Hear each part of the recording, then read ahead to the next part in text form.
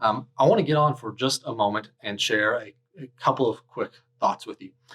For those of you who have been in our class on Sunday mornings recently, we've been going through some of the world religions, and we're going to continue that series, and we'll continue to progress from world religions to history of the church and history of the Restoration movement, with the whole goal, as I've said all along, to better understand others and ourselves. When we can understand others and ourselves, when we can understand the faith of others and ourselves better, we can have deeper, richer conversations about faith. And ultimately, hopefully, that's what we want as Christians, is to have deep, rich conversations about faith.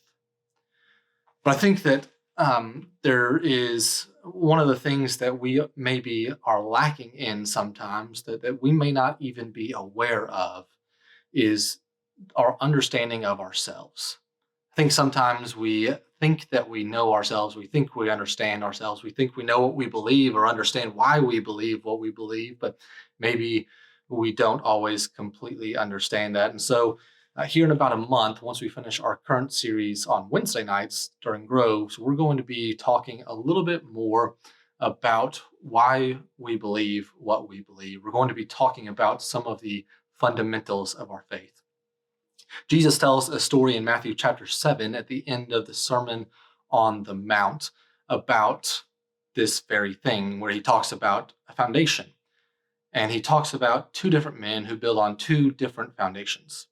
One he calls the wise man, who builds on a solid foundation, a foundation of rock. The other is a foolish man who builds on a weak foundation of sand. But what's interesting to me is that there is no difference between these two foundations at first. At least not while they're building, it appears. It seems that both foundations sustain the structure that is built on top of them. It seems that both the foundations are able to support the structures that the two men choose to build. It's not until later in the story when the storms come.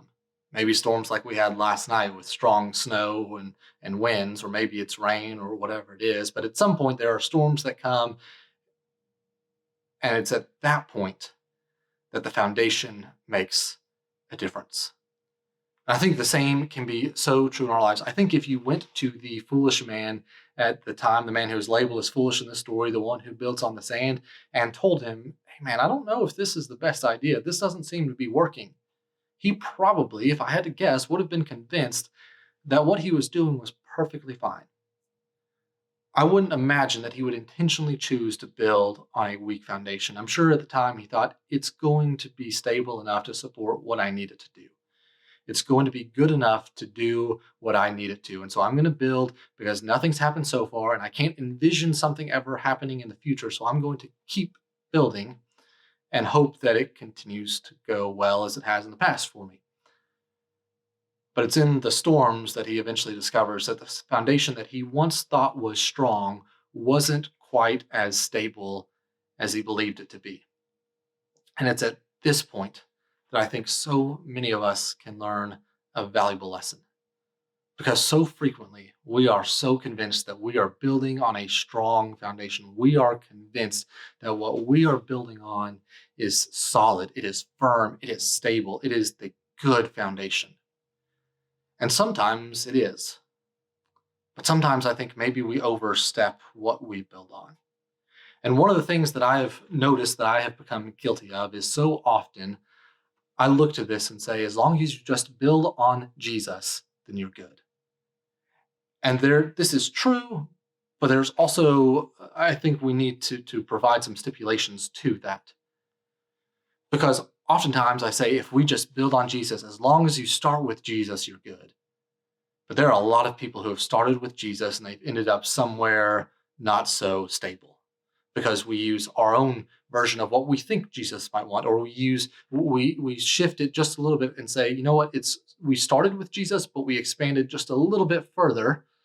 And so while most of the foundation is Jesus, we went just a little bit out of bounds here. And so we wanted a little bit bigger house than what Jesus could give us. We wanted to overbuild. And so we borrowed foundation from something not quite as stable. Or maybe Jesus laid a foundation for us and we tried to go too tall, or we tried to build a small little hut that, sure, it was supported, but it wasn't really making full use of what the foundation had to offer.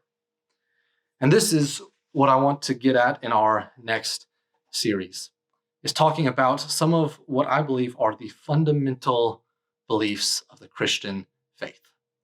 Because while Jesus is a great place to start, it leaves us a lot of questions.